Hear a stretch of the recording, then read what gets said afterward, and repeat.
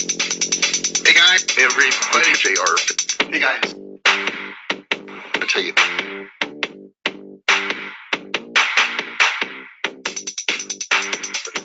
But here's what. But here, everybody here. So I just want to share this with you. This like the same problem. Get this and get the reason.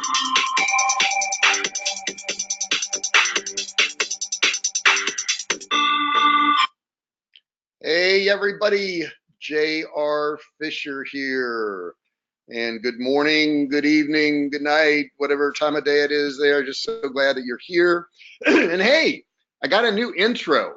I want to make sure you can hear me. So if you would just type in that chat box there and let me know if you can hear me. Waiting for your comments. So just type something in there so I know that you can hear me. All right, waiting, guys. Waiting. There's a bunch of you there. Just type in there, we can hear you or we can't hear you. There you are. I had to hit the right box. There you are. Hey, Richard, what's going on? From Southern Alberta, representing there. There's Wayne. What's going on, Wayne?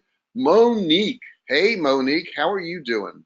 Got Ron there in Chicago, my buddy Ron. I got your message, Ron. I know you're working on that website. Don't worry about it. I just want to let you know I'm working for you on my end. Ron's one of my coaching people. Hey, Tanya from New Zealand. Oh, you like the intro? Thank you. Yeah, I've been working on that. Well, I gotta admit, I have a social media person that she's much better than me. I provide some of the stuff, but she works on it. Yeah, the other one was getting old and stale, I think. Hey, Linda, what's going on in Sarasota?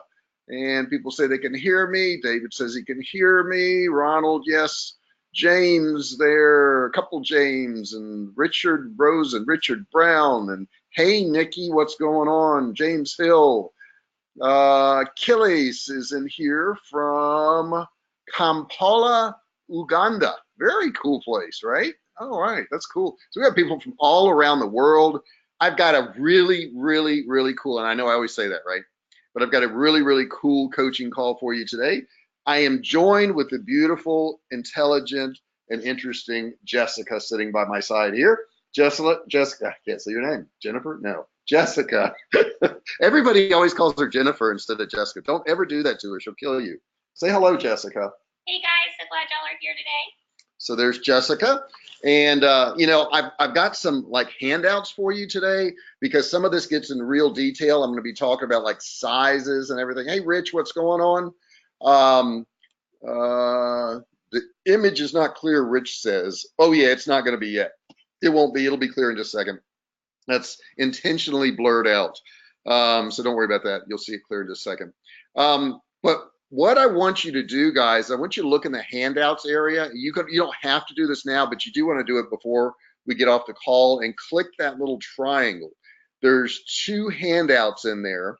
You need to get both of these handouts. The first one is a handout of all the resources. So you can click on that one and get the handouts of all the different resources. It'll give you discounts and all kinds of cool things. The other handout is going to be basically the slides from the second half of this presentation. So it's going to be slides from this presentation that you're going to want to download that shows you all the sizes and measurements and everything for Facebook ads. So I made this up for you to make it super easy for you to know this, so you don't have to take notes. James says, hello, Jessica. So he's saying hi to you. Hello. All right, so let me get my screen straight here and let's get going on this. Also, during this presentation, Jessica will be off to the side and she'll be taking your questions. So if you have questions, and she'll be relaying them to me too. So if you have questions, type them in that box there. Feel free to do so. And I want to make sure all your questions get answered, okay? So let's move on to our next screen. Our weekly coaching call. And this is Facebook Ad Secrets. And this is, let me put my screen down. It's going to disappear again. Part 19, the wrap up. Okay, so this is the wrap up show right here. We're going to call it the wrap up show. This is going to bring everything together that we've been talking about in all these previous videos and kind of making sense with all this stuff now. Because I know this has been difficult. I know it's hard, but that's okay, because everything you do is initially hard, and then you learn it, and then it's easy, right? And you know, it's been said that everything's easy that you already know, so you're going to know a lot. Before you advertise, now this is all about Facebook ads, but before you advertise, don't be like this guy here. All right, we don't want to be like this guy. This guy here's got this terribly messy office, and you know, if you ask him where something was, I don't know if he could tell you where it's at. So, you know, you don't want to be like this guy. The first thing you want to do is be ready. And I'm going to break down each one of these steps of what be ready is in just a second. But the first thing I'm going to tell you is be ready, because a lot of people run out and run ads. And I was sitting in Starbucks today, and I ran 5 different ads for a book that I've written. And I took certain steps, and you got to take these steps first before you do these ads, because if you just run ads and you don't have everything set up behind it to make it profitable, then you're wasting your money. So don't do that. You got to be ready. Then you want to start small. The ads I did today, I started with $10. I recommend you start with $5. The reason these were $10 is these ads were engagement ads, and I just want to get some likes and shares on a couple of pictures of books. I did 5 different covers of my book to see which one gets clicked on more. So, you know, it's one thing that I do to test ads is I'll, you know, take different images. And a lot of times, you know, I was running that particular image of that book cover on different backgrounds. And then I thought, heck, what about different book covers? So I made up 5 different book covers. I didn't, but my person in the office did. And we're going to see which book cover does better now that we figured out what background works better. Next thing is you want to do is you want to check often, okay? Facebook ads is really not something you want to set and forget, okay? This is not those little toaster ovens or whatever you call them, or you see those commercials where you set it and forget it. You don't do that with Facebook, and you can, you know, if you put some automations in there, but I don't know, I always check mine. I check mine several times a day. I know people who check them several times an hour, depending on how much money they got spending out there. And if you're spending $5 a day and you miss something, probably no big deal. But once you get into multiplying these ads, you'll see that you do want to check them often. Next thing is you want to be organized. This is my biggest downfall. I know it is. I work on it. I've gotten a lot better. I use spreadsheets now. I've got a little app for all my passwords. So make sure you're organized. There's certain things you got to do to be organized, and I'm going to talk in a little bit more detail on that in just a second. Next thing, have your fulfillment ready. I didn't necessarily have this set up when I began, and I started selling a lot of a product, and I didn't, when I say fulfillment, how you're going to package it, how you're going to deliver it, what are you going to do? And I understand a lot of you are doing drop shipping, and that's fine. But you know, when you get into some high volume, some of you are going to want to buy your own inventory, and you're going to want to ship it out. So you have to have all that set up. And the last thing is know your budget. So you're going to set this budget up in the beginning, and we're really not going to alter this much. We want to stick with this budget. So let's get into the details of each one of these. Okay, oh yeah. And you want to triple check everything before you get started. I mean, you want to just make sure everything's in place, because there can be so many errors, from, you know, pictures not being the right size to, you know, too much text, too little text, misspellings. It just goes on and on and on. So make sure you triple check everything. You want to make sure that your order processing works, and I'll get more detail on this in just a second. So let's talk about the first step. The first step is be ready. Now, what does that mean? Well, the first thing you're going to want to do to be ready is to have your credit card processing set up. You'd be amazed how many people I've talked to, and they say, well, I ran an ad, and you know, I'm not getting any sales, I'm getting tons of clicks, and it's not working. And then when we get in there to help them out, we find out that the credit card processing wasn't set up, or it was set up incorrectly, so nobody could buy. So they sent all this traffic to a page, to a product, and there was no way to take money or people to give them money. You know, and that sounds crazy, but it happens.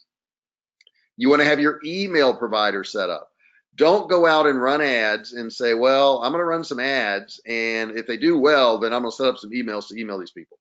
No, you need to have those emails set up in advance. And the reason you need to have them set up in advance is sometimes we're going to use a double opt-in. And when we use a double opt-in, we're going to find that people are not going to complete their sale, about 85% of them, which is insane. But what we do is we have them opt in. So if they were opting in and looking at a credit card knife that we were doing, and they didn't buy it, within a couple hours, there's an email automated going out to them, say, hey, you didn't finish your sale, so here's a link where you can go back and get that credit card knife or get that book or whatever the item may be. And if you don't have your email provider set up, you won't have that advantage, and you're going to miss a ton of sales. I promise you will.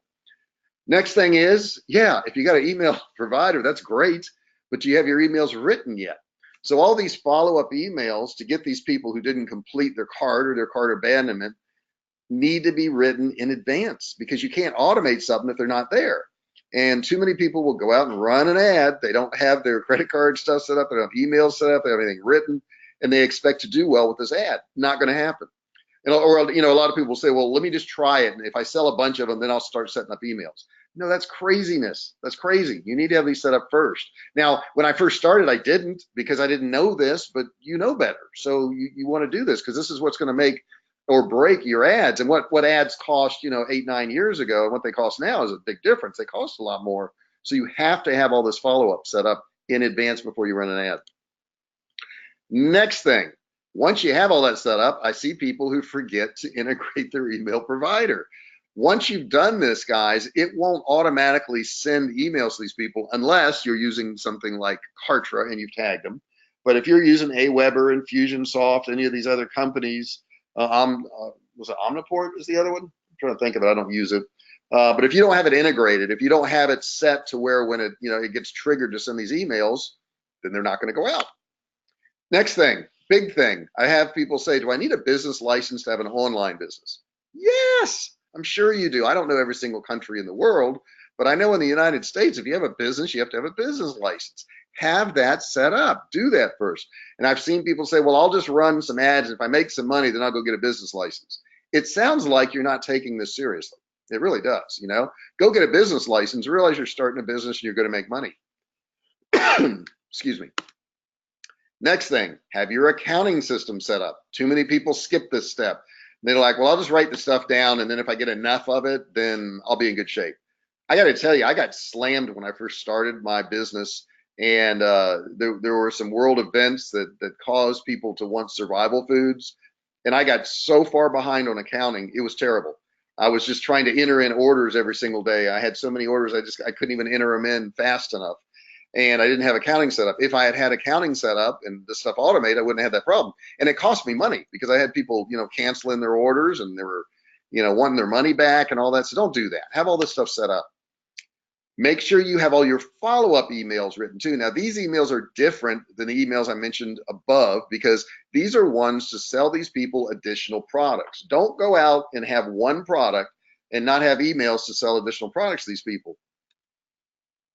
Make sure you have some graphic software. Now, you may say, well, I'm just going to pay somebody on Fiverr to do all this for me.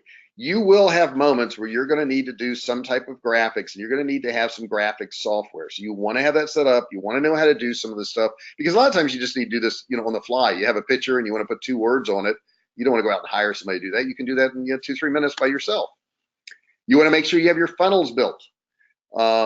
Too many people will run ads. They don't even have a funnel. You've got to have funnels. Funnels are so important, because you're going to want to have follow-up sequences for, days, weeks. Ours goes out to 6 months in follow-up. And then we restart it all over again. You want to have your up and down sell set. So when they buy that first product, you want to give them an opportunity to buy more from you. You want to say, hey, you bought this. How about this? Oh, you don't want that? How about this? So you want to have all those up and down sells set. And I talked about those in previous trainings, so you can go back to that and look at how that's done. You also want to have your order bump set. What's an order bump? That is when they buy something and you have a little extra tick mark at the bottom, and you say, you want super fast shipping, click here, pay $20 more. You want an audio of this book, click here. And I have an audio on my book, and 80-90% of the people always take it. And I don't have to do anything more for it. It's just an email with a link so they can download it. Next thing, you want to have related products ready. Don't go out there with just one product. Be on the lookout for related products, more expensive products, and those should be built into those follow-up emails that I just said on the other side there. You want to have a bank account set up. Too many people miss this step too. They just try to use their personal account, and they say, well, for now, until I get this thing going, I'm just going to use my personal account. Don't do that. Don't do that. That can be really, really dangerous for you, and you get your funds all mixed up, and then you got to do it once, you do get a business account, so don't do that, okay? Next thing, you want to have 2 card processors. And what I mean by this is get Stripe and Authorize.net or PayPal or whatever you choose to do. Make sure you have 2 of them because you can get glitches. I did. I think most people that ever do any kind of volume at some point end up having one of their accounts canceled or frozen or reserves taken out of it or something like that. So make sure you have 2 of these set up. It doesn't really cost you anything to do it, but that way you'll have a backup. Make sure you have your pixels installed. If you haven't installed your pixels and you don't know how to do that, go back to the video that shows you how to install your pixels.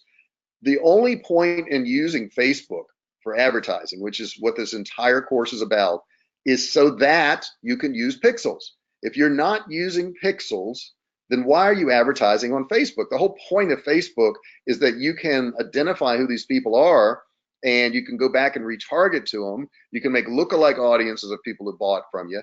And if you didn't install your pixels, you can't do any of this. Like I said, if you don't know how to do this, go back to the videos that instructed you on how to do it.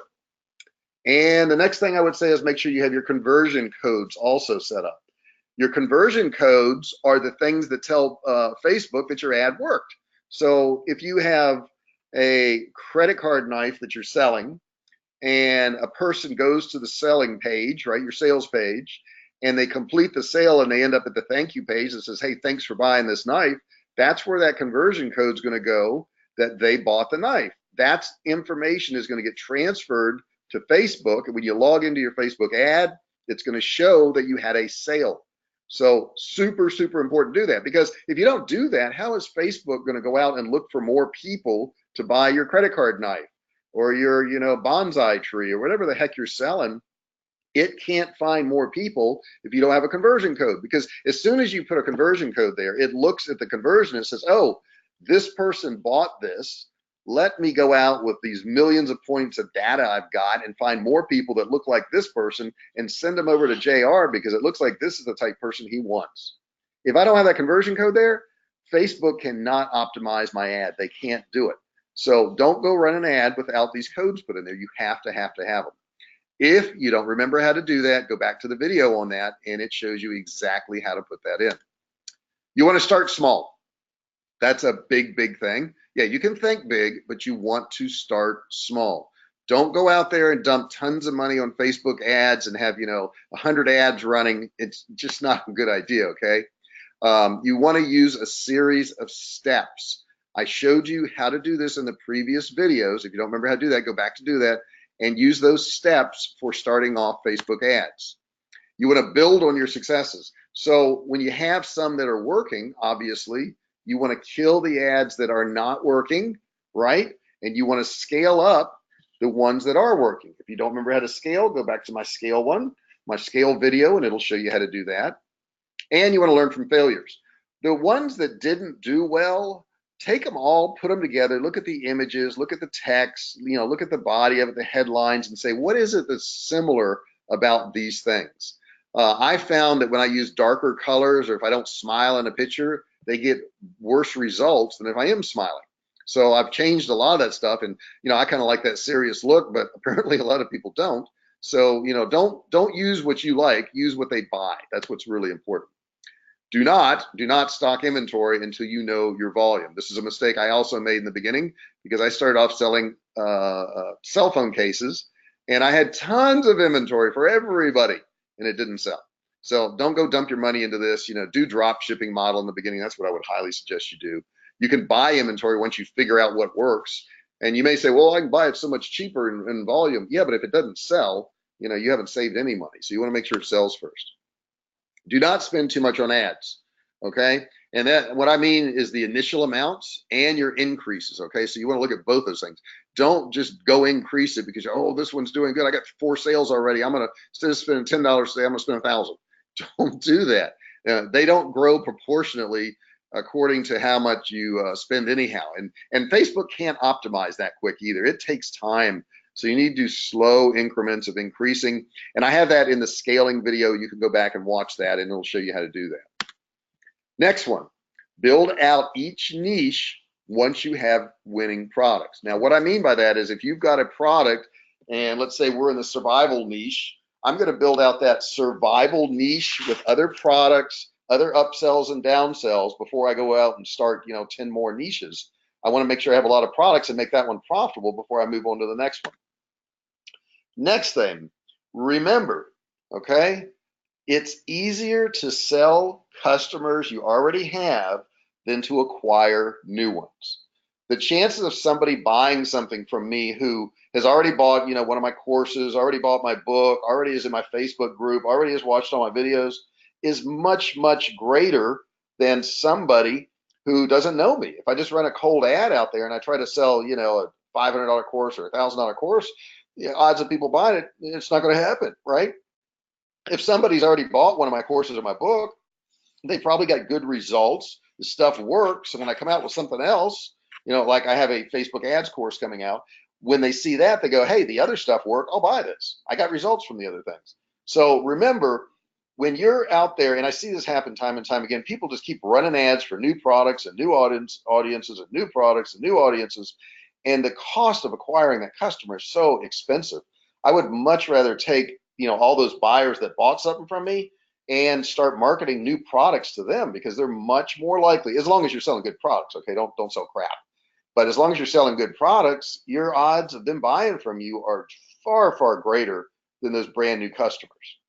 Okay, so next thing is check often. What does this say here? Sometimes I write drink coffee on my to-do list so I feel like I accomplished something in a day. So we want to check often, right? But we want to actually get stuff accomplished. That's really important. This is not a part-time job. Now, I know it's advertised, hey, you can work part-time and make money online. And I did too. Okay, in the beginning. But once you get it going and you start making money, you got to get serious about this. If you quit your day job, that doesn't mean that you just work 2 hours a day now. That means that you go ahead and work your 8 or 10 hours a day on your new. I mean, why would you work 8 or 10 hours a day for a stranger to make their dreams come true and only work an hour and a half or 2 hours for yourself? It makes no sense, right? I mean, I'm going to put a lot more effort into my own business than I am somebody else's business, because what? It's for me. This stuff is for you, you guys. So make sure you put in the effort. It's not a part-time job. Facebook ads go from review to approved or not approved, and it takes time. So you've got to check on this. Now, this morning I ran 5 ads and they were all almost instantly approved, which is great, but that doesn't mean that that's going to happen all the time. So you got to keep checking back, and they will send you normally notifications if you have that turned on. They'll send you a text saying, hey, your ad was just approved or whatever. But it does take some time. Sometimes it's been 2 or 3 days before I got an ad approved. So you never know what's going to happen. Ads can go bad or good real fast. So if you're not checking to see what your ads are doing, if you run an ad and you don't even look at it for 3 or 4 days, I mean, why do that? Maybe that ad is doing super good and everybody's buying off it, and you could have upped your ad spend and capitalized on that while that was growing. Or worse yet, let's say nobody was buying and you didn't check it for 4 or 5 days, and all you did was just lose money. You don't want that to happen either, okay? So you got to check often. Next thing is you can't react if you don't know. So if you're not checking things, if you're not checking your images, your headlines, your text and all that, you can't make these really necessary adjustments. So it's super, super important that you check them very, very often. And you cannot fix what you don't know about. So if you're not looking at these ads, if you're not looking at the results, if you're not looking at the, CPMs, the click-through rates, the conversions on your pages, you can't fix any of this stuff. And you got to do that. You got to look at, am I getting clicks? Am I getting conversions? Are they buying my upsell, my downsell? Do those work? If you're not doing those things, then you can't fix anything. Oh, this is mine right here. This is mine. I've gotten a lot better. I will say I've gotten a lot better. Jessica, I've gotten better, right, in being organized. She used to give me a hard time about this, but I think I have gotten a lot more, right? Yeah. She won't say it loud enough for you to hear. Say yes. Yes. Yes. She says, yes, I've gotten better. But I was not organized in the beginning, guys. And here's the truth about anything you're not good at. You can get good at it. It's really that simple. Don't sit there and say, well, I'm not good at being organized. Well, I'm not good at doing that. Then get good at it. It's not that hard to do. Okay. You just change your habits and you change your actions. And when you change your habits and your actions, you'll get organized. You don't know how to get organized? Come on, Google it. Look on YouTube, how to get organized, how to organize my Facebook ads. I promise you, there is a video on every single thing you want to know in the world at this point. I mean, it's just there. I like this one here. My house is not a mess. It's just that everything on is on display for your viewing pleasure, like a museum. You want to use Google Sheets. I really like Google Sheets and Docs because it's free. So what you can do in Google Sheets, and you can Google this when we're done, but in Google Sheets, you can create these Excel spreadsheets in there and build them. You can share them with other people. They can put information on them. They can put comments on them. So use Google Sheets. It's free. It's free. There's a freebie for you, okay? You got your money's worth already today. Next thing, you want to keep track of all your metrics, and I'm not going to list every single one here. And if you don't know what these metrics are, you need to go back to the videos and watch those because I tell you what all these are. But the first one is click-through rate. You want to know what your click-through rate is. If you're getting, a 0.5 click-through rate, you've got a problem. If you're not getting clicks on your ads, you want to know, what your cost per thousand is. You want to know what your cost per customer acquisition is. Okay. All these things are super, super important. And if you don't keep track of them, you won't know what direction they're going either. If your click-through rate is poor, but it's growing, you may want to keep that ad running, but if it was really good and it's just dropping off like a rock, you may want to kill that ad. You also want to stay organized, know your income, know how much inventory you have, know what your ads are. I have an inventory sheet that I made, I guess, a few years ago for my canned meats, and it tells me what I have in inventory. It tells me how many cans, how many cases, how many of each meat, what percentage of my inventory is made up of beef or chicken or turkey or pork. And I made this all on an Excel spreadsheet, and I just keep it online. And that way, when I go to place an order and I say, well, I need to make more of this particular product in my factory, what I do is I'll put in the numbers and I can see how that changes my overall balance of inventory. Now I know what my balance of inventory is, how much, like I sell more beef and chicken than turkey, pork, and ground beef. So I always want to have a higher percentage of that. So when I'm doing my order to manufacture this stuff, that way I can just look at it and say, okay, I need to put, 50 more cases here and 20 more cases here. Next thing is use software to do this. I like QuickBooks. We use QuickBooks. We've gone back and forth on different accounting softwares, but it's a good one. It's inexpensive. You can do it online. You can share this with an accountant. You can just give them access to it. You don't even have to print out all this stuff and, lug it down to the office. And it's funny because we actually had to go to our accountants the other day to sign our tax forms. And we've never done that before. We've always done it online, and they've just filed it. But somebody stole my information and filed a fake return on me. It's the first time it's ever happened. So that once that happens, they make you sign them. And they also, the cool thing about it is they give you a PIN, and nobody can file with your name and Social Security anymore because you got to have this special PIN. So we've got this special PIN now. Okay.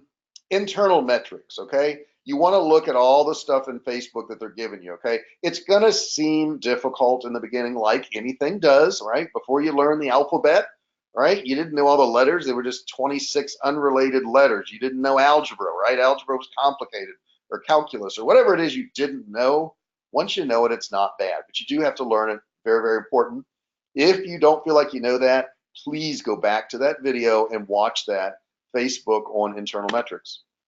Also, you can use automations to stay organized. Now, I talked about that in some previous videos where you can actually increase, decrease your bids based on what the results they are that they're getting. Facebook really does kind of like this. So if you set up some of these automations, and you can also kill an ad if it gets too high automatically. And I highly recommend you having those in there, even if you don't plan on using them that much, because anything can happen. Like I said in the training video previous to this, if you get in a car accident, you're in the hospital for 10 days and you have no automations on your ads and they go south, guess what? You're going to lose a lot of money. So you want to make sure you have some of those set up. You also want to set times to check. The time I set to check is all day long. Okay. Well, I don't suggest you do that really. In the beginning, maybe you want to check them in the morning, afternoon, at night. You can get an app. You can put it on your phone and you can look at that app. Now, I will tell you, the phone app is more accurate than if you go into Facebook and look at the statistics in Facebook. I don't know why, but for some reason the information comes through to the app quicker, and that's more convenient for me anyhow, because I can just grab my phone and look at my ads. And you want to use services to help you out and get organized. Okay, there's Upwork out there, there's Fiverr, there's Hootsuite. If you need help in these areas, get people who organize them and get them to set up your sheets for you or your QuickBooks or whatever. If you need help, hire somebody. It doesn't cost much. It's inexpensive. They're quick. And everybody says they're always so scared of using these outside services. I've only used them since 2010. And for the most part, I've gotten pretty good results. So that's 8 years of using this stuff. All right. The last thing on there was have your fulfillment ready. This is not what you want your warehouse to look like. Now, I won't say that my warehouse looked this bad, but I will say that my closet full of cell phone cases was close to this, except they were stacked up better. If you don't have some type of organizational plan for your inventory, if you're actually doing physical inventory, those of you who are doing, digital products, it doesn't matter.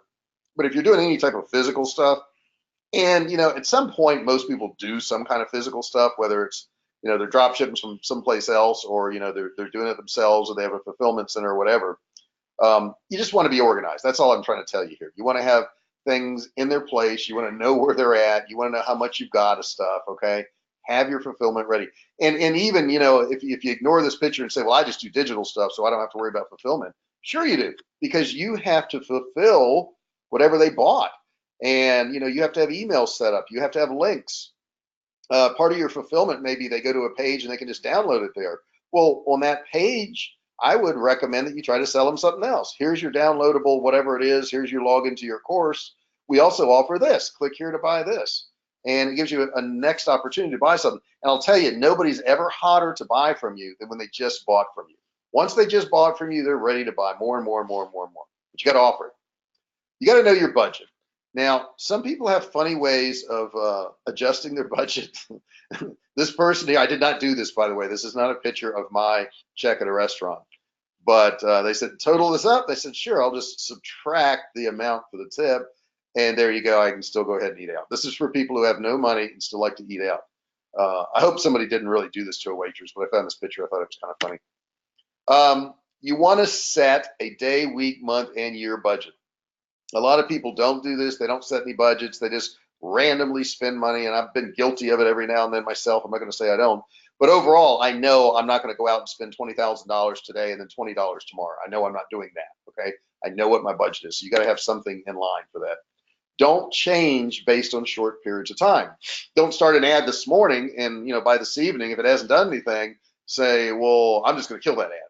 Or, you start this morning and by this evening you've sold 50 of something and go, oh my God, I'm going to quadruple that ad right now. Don't do it. Facebook takes time to figure out what's going on, and you're going to see bursts that go up and down. So, you're looking at 3 to 5 days before you really make any kind of adjustments at all. And you don't want to do huge adjustments either. Next thing, stay steady, even if.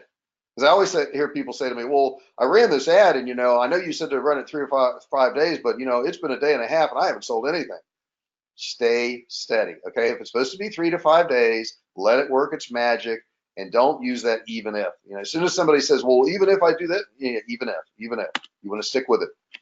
Know your lifetime customer value. Now, this is an impossible metric to know when you first get started. It is impossible, but you definitely should know your lifetime customer value after you've been doing this for a few months, okay? If you've been selling products and you've got upsells, which you should, and you've got downsells, which you should, and you got emails that sell more products, which you should be able to look at a customer and say, lifetime value of a customer over 6 months, $320. That's about what a customer spends with me. Well, if you know something like that, and let's say your profit margin's $140, I'm actually using one of my statistics, then you know how much you can pay to acquire a customer. So if I know I'm going to make $140 on a customer over a period of 6 months, I could spend technically, and I won't do that, but I could spend technically up to $140. I know in my book funnel that, over a period of time, they're going to spend $30 or $40 without even buying one of my courses that are more expensive yet. So if it costs me, if the book only sells for $5.60 and it costs me $22 to get one of those people, I'm still okay, even though it looks negative. It's not negative because I know what they're going to spend on down the road. But if you don't know this metric, if you don't know what it is, it's impossible to apply a metric if you don't know what it is. And you want to adjust each step as needed. I will have people tell me, I ran ads and they didn't work. Or, well, I don't even know what that means. They didn't work. Did nobody click on it? Did they not convert? Were your bumps not working? I have no idea what you're talking about. So you got to look at each step. There's many steps to an ad. There's your headline, there's your text, there's your image. Are people clicking on it? Do they come to your landing page? Are they adding stuff to their cart? Are they, what's their cart abandonment? So there's so many steps in it, and you got to fix the ones that aren't working. You just go through each step, and wherever they fall off or break off, that's probably your problem. Next thing, test when you have successful ads. Now, what I mean by this is you're at some point going to run all these ads. Let's say you got 20, 30 ads or whatever, and you find 3 of them that are working. And you say, great, I got 3 that are working. I'm done. I'm going to increase all my ad spend. I'm going to make a ton of money. Don't do that. It's okay to increase your ad spend, but you also want to test your successful ads. And what do I mean by that? Well, I have the book one right now, and it's been successful, and I'm selling my book. And I woke up the other day, and I'm like, that book cover, I don't like it that much. Maybe I ought to get some more book covers. So had 5 more book covers made up, and now I'm running some test ads to these new book covers to see if they get clicked on, because I already have the ad copy. I already have the headline. I already have the audience. But what if the book looked different? Maybe I'd get more business. I don't know. Let's find out. So I'll know that probably within a few days. And triple check everything. Now this looks like a picture where something could go wrong, right? There's a possibility somebody could get injured. And this is actually a place in Japan they do this. It's insane, but I think it kind of brings into light that things can go wrong. Okay, check your images. All right. You want to triple check every single item. Images are so important. And I just talked about images. I talked about, I got a book cover that works. So what do? I break it and I find more book covers. Maybe they'll work. Check your headlines. Once you get a headline that works, make sure it's right. Make sure, your spelling's right and all that. But after you've checked it, maybe try a different headline. You really want to triple check your budget. Sometimes you think that you put in an ad for $10 a day when in fact you put in 10 ads at $10 a day and you're actually spending $100. So make sure you triple check all that stuff. It can get really confusing when you're setting up all that stuff. And you want to check your text. I can't count how many times I've misspelled something. I misspell stuff all the time, or I'll leave out a word, or I'll put a word in twice or whatever. Just read it over and over and over, and then hand it to somebody and say, you read this. I've literally written stuff and handed it to Jessica. Jessica would find an error, hand it back to me, and I would find an error that she missed. It happens, okay? So triple check everything. You want to look at CPM variations. Now, what is this? This is your cost per thousand to show it to people. A lot of times you'll be selling online and you have your ads running and everything looks really, really good, but your CPMs are creeping up.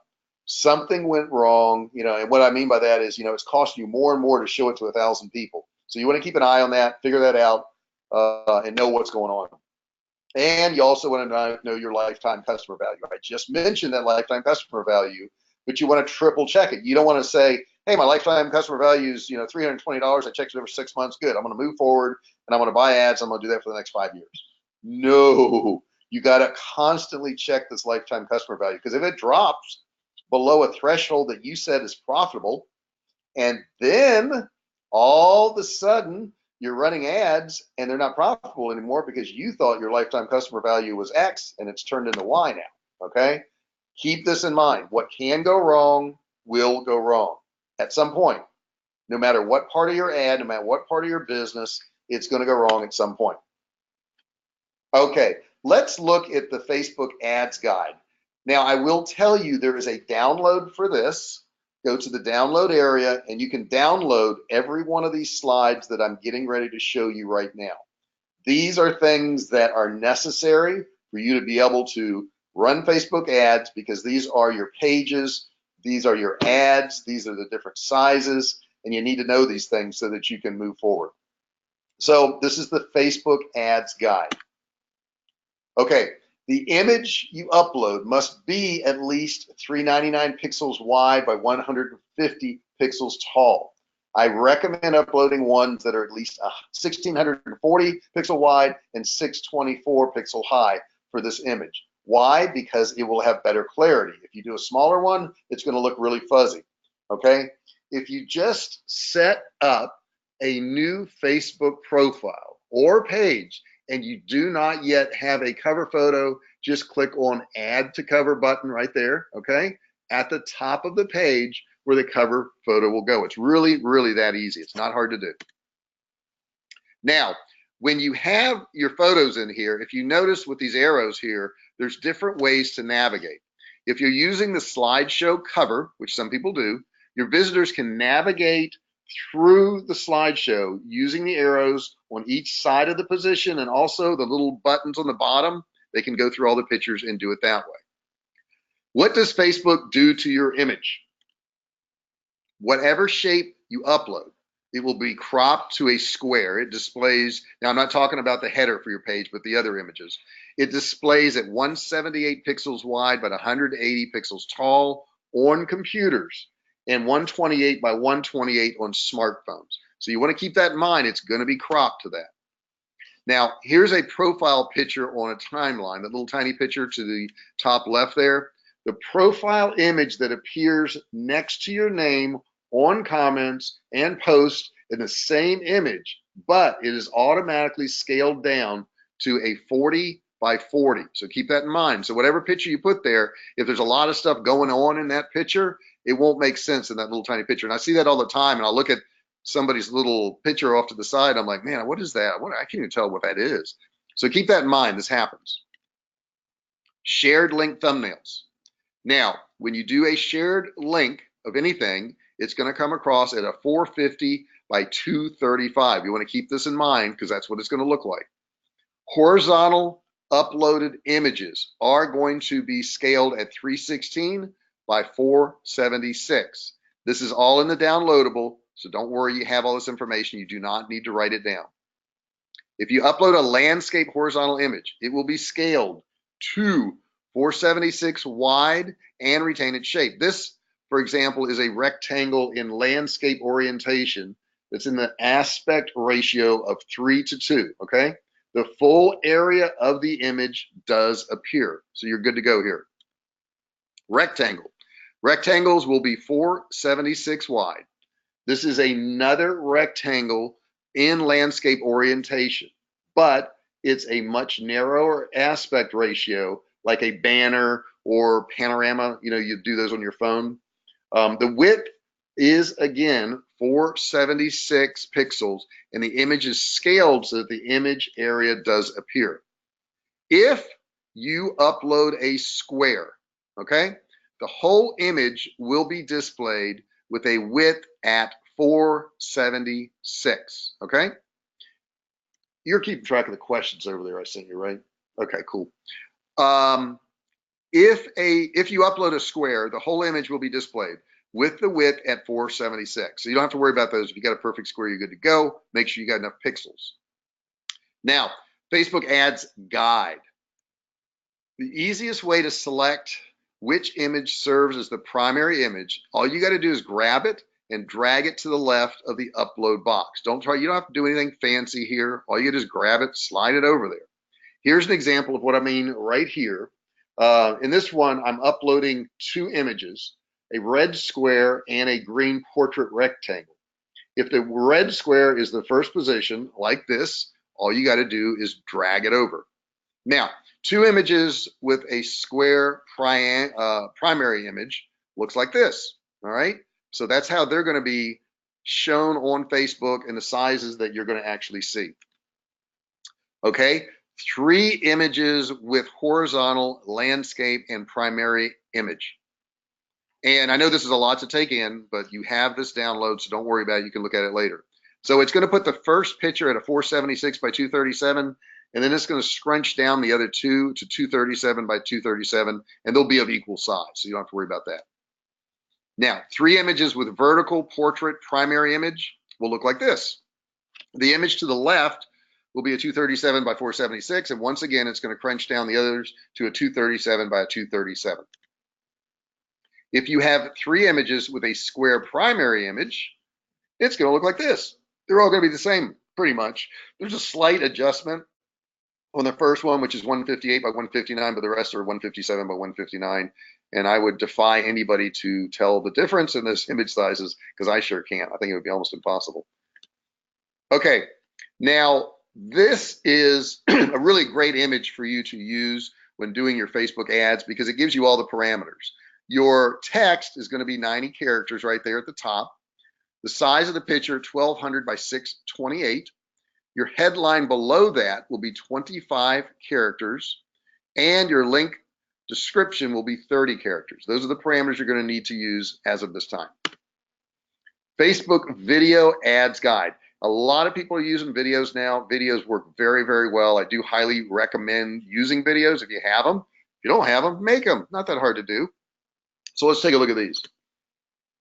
This is the video specs. So the type of format that you're going to need to save, because a lot of these video editing softwares have all kinds of different formats, but you want to save it as a .mov, which is a movie, or a .mp4 file. These are the best ones. They work the best for Facebook. You want the aspect ratio, and you're going to set this in your editing software, so do it in advance at a 16:9.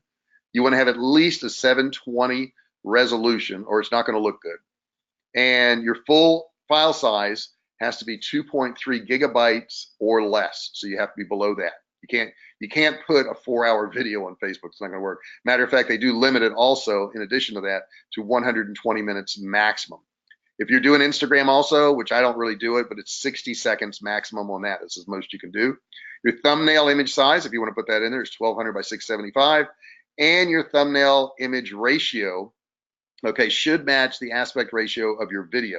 In other words, they got to be the same. Okay, so don't have one square, one long, and oblong. The caption length text only, maximum 2200 characters. And I've got some long ones. I'm sure they're very close to that. Okay, so wow, that was a lot of information, wasn't it? We have some questions now. They're going to be popping up, and I want you guys to feel free to type any questions in there you want. I know I ran a little long today, and I know I say that a lot, but there was a lot of information to cover today. And thank you for that. Somebody says they got a lot out of it. That's cool. Feel free to put your questions in there. Jessica, do you have any questions over there on your side you could hit me with? Yeah, Mark is asking, where can I get background videos like the one on the screen now? Background videos. Wow, you can get them in so many places. I use a site called Video Blocks. I pay yearly to use Video Blocks, and you can go in there and type in whatever you want, and you get some videos. Now, I will tell you, with Video Blocks, you have like a standard membership, and then if you want some more fancy videos, then you're going to have to go in there and pay a little bit more money. This particular video that you're watching right now that's on the back screen was about 10 times faster than you see it now. And it was so irritating to me when I was making this presentation that I took and slowed it down to 1/10 the speed, and I looped it. And you can actually go into PowerPoint and you can loop videos, which means it just plays over and over and over and over and over. But you can also go to Pixabay, Pixabay. Pixabay has free, but I will tell you, at the free level, you don't get a lot. There'll be some videos there, but it's worth it. You may find a video there you like. They have all kinds of different ones. A lot of times I'll take a video like this and I'll blur it out because I just want the action there. I don't want to really show the people in it. So that's a great question, actually. And you can make your own videos if you want, That's certainly there for you, too. Make sure you're not taking anybody's copyrighted videos. You don't want to do that. What other questions do you have, Jessica? I've actually had a lot of people asking this, and I've been trying to help them individually, but a lot of people are trying to figure out where they can get the handouts. The handouts. Handouts are super easy. What you want to do is you want to look at that little box you got there, and what do they call it on that box? Because I've got my screen up here. Handouts. Handouts. It'll say handouts. There's a little triangle next to it. If you click that triangle next to handouts, there'll be a little drop down, and you'll see both of the handouts that I have for today. So it's pretty easy to do that. Cool. Sherry wants to know, how much money does she need to start with for ads? That's a great question. Sherry's asking how much money she needs to spend on ads. First off, you want to set, budgets, which is going to be $5 a day. And, you can start with, a couple $100. You can't start with $10. Okay, you can't do that. If you only have $10, I would suggest you go get another job, earn a little bit of money, and then come back and try it again. It's going to cost you a few $100 to really get any results on this stuff, even at $5 a day. Because if you get, 8 or 10 audiences and you have 4 images and all that, you could be spending $50, $60 a day easily. So you want to make sure that you've got a few $100 to spare. And if you don't, you shouldn't be doing this. There's no business you should go into and not have a few $100 where you can afford to lose it. If you can't afford to lose a few $100 running ads, do not do it. Just come back once you've earned some more money. But there's people that spend thousands, there's people that spend millions. Don't suggest you doing that up front, obviously. Randy's saying he's not good with graphics. Where can you find some? Randy is not good with graphics. Well, first off, I wasn't, and probably still am not great now, but I can do a lot of basic stuff. I mean, these presentations you see I put together, so they're not high level by any stretch of the imagination. I can't do book covers, and I can't do a lot of stuff that my graphics person does. But if you want to start with some freebies, you can start with Canva, Canva, and in Canva, you can do a lot of stuff free. If you want to buy pictures, you can buy them for, I think, $1 is all they charge. And you can play around with that. If you want to bump up a little bit, you can get Photoshop, and that's a monthly fee that you're going to pay to have Photoshop. That's what I use, is Photoshop. And there's a lot of good ones out there. There's some free ones that come with your computers. I think, Mac has something on there, doesn't it, for photos?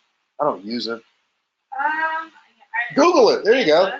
Free photo editing. Just Google it. You'll find some other things there. It's not hard to do that. Very simple.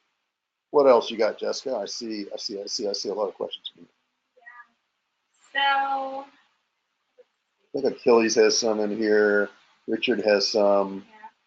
Yeah. So Achilles is saying that he owes he owes Facebook money and he's trying to figure out when Facebook will deduct it. Well, you set that actually. Generally, what happens is you have a ad threshold, and what that means is you say, my ad threshold is $400 or $500 or $1,000, whatever it is. Once you reach that amount, they will hit your credit card for it. That's how it works. So they don't take it out on a daily basis. It's once you reach that threshold, and you can actually go in and change that threshold or whatever you want. So if you want to make sure that once you spend $100, you set it at $100, and that's when they're going to ding you. It's that simple. And you can also manually tell them to go ahead and charge you if you go into your billing settings. Right. So if you want to be charged today and you don't want to use their free money, just go in there and tell them, take my money today. I have a few people that are asking about Kartra. They don't understand it. Don't understand Kartra. Kartra is not going to be the easiest software you'll ever get into, but it's a really cool software. What Kartra is, it's fairly new. We've almost moved everything over to Kartra platform now, but basically Kartra takes the place of an email provider like Infusionsoft or Aweber because it has that. It takes the place of a membership site because that's an area for membership sites. So if you're going to be doing that on down the road, I never thought I would. I have a bunch of them now. So, I started off selling survival foods. Why would I have a membership site? I've got them now. So that's kind of nice. It also does like lead pages, where you go to lead pages and you pay them to create these landing pages. It also does that. It also does what ClickFunnels will do. You can build funnels in there. You can do upsells, downsells. It does some dynamic stuff I really like. You can upload videos to it. You can actually put videos in it, whereas all these other sites, you can't really put videos in there. What you do is you put a link to YouTube or Vimeo or Wistia or whatever you have. And since you can put the videos in there, Kartra can actually tell how far people are watching a video, and it can generate statistics and can actually generate sequences. So if people, watch, 10 minutes of an hour-long video and they leave, it can actually send them an email and say, hey, I saw you stopped at 10 minutes. Here's the rest of the video. Just click here. You can pick up where you left off, which is really cool. There's no other software that can do that. So basically what Kartra is it's a software that incorporates 8 different softwares. And I'm sure I didn't list every single thing it can do, but it does a lot of stuff. It's really cool.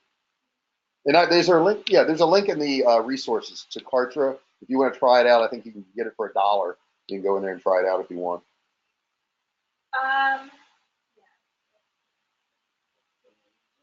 Can't hear you. I'm looking through. Okay, so she's looking through some of the questions now. And what other questions did we have in there? We're searching. Yeah. We haven't gone anywhere. We're searching. Nicole wants to know if you do coaching. Nicole wants to know if I do coaching. Yes and no. I do coaching. However, it's very, very limited, as you would imagine. You know, a lot of people want to be coached. It's not cheap. Okay, so if you're looking for somebody to, you know, tutor you for $10 an hour, this is not for you. Okay, this is high level coaching. I get into real detail, but we get real results too. And if you look in the resources handout, there's an application. You do have to apply for that. Don't get your feelings hurt if you don't hear from me. I just felt like, you know, once I read your application, maybe I couldn't help you. But if you feel like you would be a good candidate, you want to work with me, you're certainly willing to look at that application and fill it out and, you know, get some coaching if it's available. And that's the other thing is availability. I only have so many spots. But yeah, I do it, but very limited. Martin wants to know, what do you think about putting text on images? Martin wants to know, what do I think about putting text on images? Well, you know, it can be good, it can be bad. Putting text on images tells people in many cases that, you know, it may be an ad. Now people are getting more sophisticated with images, so more individuals can put text on an image. But if you put too much on there, then you run into problems with Facebook because they don't like text on images. So you just got to test it, really. I would say that's the best thing to do is test it. Aaron wants to know, should we have the words on screen when a video plays, and how do we do that? Aaron is asking about basically closed captioning where the words pop up on the screen. I think it's really good for videos. A lot of people will scroll through their feed and they don't automatically play anymore. But a lot of people scroll through their feed and they don't turn the sound on because they're on the phone and they don't even want people to know that they're on their phone scrolling through a Facebook feed. So I would say they're a pretty good idea. Yeah, I would have the words in there, and they can be generated by Facebook. So you don't have to worry about that. All you got to do is click on there and you'll see the little item on how to generate your closed captions. A number of people are asking about video editing software. Video editing software. Well, you've got a little bit in Mac, and I'm sure Microsoft has a little bit. I think Movie Maker, it's called. You can use that. I really like Camtasia. I also have Final Cut Pro. Final Cut Pro is a very good software. I use Camtasia for darn near everything I do now. Probably a good 98% of it. Every now and then I'll switch over to Final Cut Pro. But Camtasia is the one I like. That's spelled Camtasia. It's by, what is it, Text something, I can't remember. TechSmith. TechSmith puts it out. So, you know, that's a really cool one.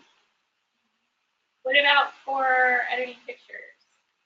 Editing pictures will go back. That would be Canva or Photoshop, something like that. I think I answered that on a previous question. She's searching now. She's searching, trying to go through all. We can't answer all these questions, guys, but feel free to put them in there. Kathy's saying she needs a new email provider. What do you recommend? Kathy needs a new email provider. I like Aweber a lot. Infusionsoft is okay, but it's kind of complicated. If you were going to go to Infusionsoft, I would recommend Canva instead. Excuse me, Kartra instead. But I would like Aweber. Aweber is also one that we can get you a little discount on. It is an affiliate link. I want to be upfront about that. But if you look at the resource page in the handouts, you'll see Aweber in there. I would suggest that one. And then the next step up from that would be Kartra if you want to have everything all in one place. I think Ken has a question there on the panel too, Jessica. Yeah, so the goal is to get them to the landing page, make a sale, do an upsell, capture their contact info, and then email marketing to our regular website for additional sales. I think he's got it. So Ken said the goal is to run an ad, get them to our landing page, sell them something, do an upsell, or 2 or 3 or 4. One thing I do want to add in there, Ken, is that you not only want to get them to your page for sale, you want to offer multiples of that item. So you want to say you can get 1 at this price, 5 at this price, 10 at this price. Give them, you know, some radio button choices, and you can do that in Kartra. You can do that in ClickFunnels. Then the other thing you want to have on that landing page is you want to have a order bump. Mine with my book, the order bump is an audio of the book. Like I say, about 89% of the people take that. And then you want to have an upsell. Now, if they don't take the upsell and they say, no, I don't want this, it should go to a downsell, which would be a little bit cheaper item. And if they take that, I have friends that have, 6, 7, 8, upsells and downsells. It just doesn't let them out of there. And then when they get to the thank you page, you want to try to sell them something again. Maybe it's a discount coupon on your site for the next 24 hours. And yes, once we've captured their email, Ken, what we're going to do is we're going to send them more emails with more products and send them to our site. That is totally correct. You've got it. I just wanted to add a couple things in there. A little off topic, but Dan wants to know, how did you get your affiliates to sell your survival food? The question is, how did I get affiliates to sell my survival food? I am not sophisticated, nor was I sophisticated when I started. There's a whole lot more sophisticated ways to do it than what I did. I used this thing where you would contact them and show them what you got, and it was a thing called a telephone. And I would actually go to people's sites that sold survival products, and I would call them up and say, hey, I got this survival food, and I think it would look really good on your site, and I'll ship it out for you if you'll sell it. And that's really what I did. And I did hundreds and hundreds and hundreds of phone calls, and I got hundreds and hundreds and hundreds of no's. Then I got a few that wanted to do it, and then a few more and a few more. I had these folders in this filing cabinet, and I would show Jessica, like, look, I got 4 folders, 4 people want to sell it. And generally, most of them didn't sell it, but it made me feel good to have all these folders. But then a few would, and then a few more, and a few more. And it's just hard work, A lot of people would not do that. They just wouldn't. The other thing you can do is send out emails. A lot of these sites that may be affiliates for you, you can go into their About Us. You can go into their contact form. You can send them messages on that. I know I did thousands of those too. I sent those out on a regular basis. So there's a lot of ways to do it, but that's how I went about it. And I'm sure there's more sophisticated ways of doing it than what I did. Are you running out of questions? Yeah. Or are we running out of time? I think it's more we're running out of time. We're going to have lunch here. Ken says it's clearer now. That's good. I'm glad. Hey, guys, this has been a really super great session. I really, really appreciate you guys being here. And use those handouts. They're very, very helpful. You can use those when you're planning, when you're plotting. And also, if you would put in the comments section, I've gone through Facebook ads, and I know there's a lot of areas that you want help on.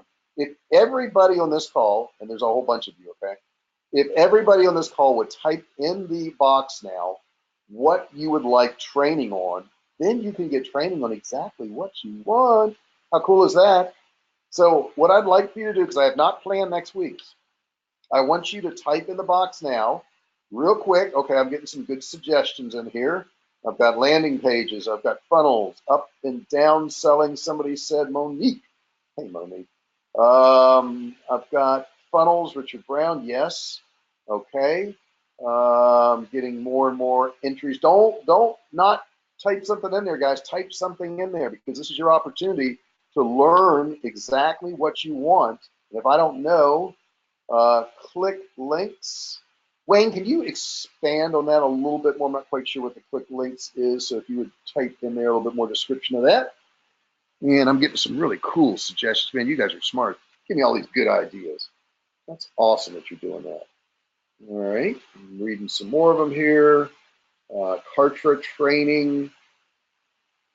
Jessica, I've got somebody asking if we do Kartra training. Jessica is actually our resident expert on Kartra, and you do training on that, don't you? I do. You do. Cool. So she does training on Kartra, and if you need training for something like that, she does do that.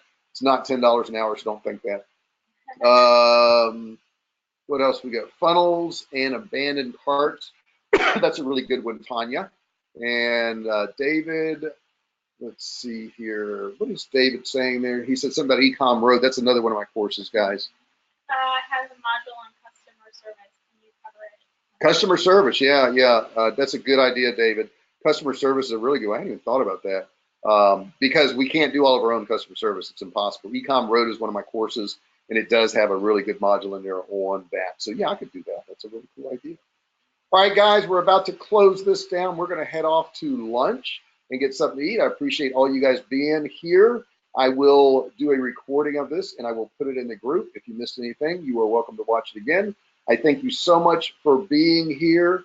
Thank you, Wayne. Thank you, Annette. Thank you, George. Mohammed, good to see you. You guys have a great day, and I'll talk to you real soon.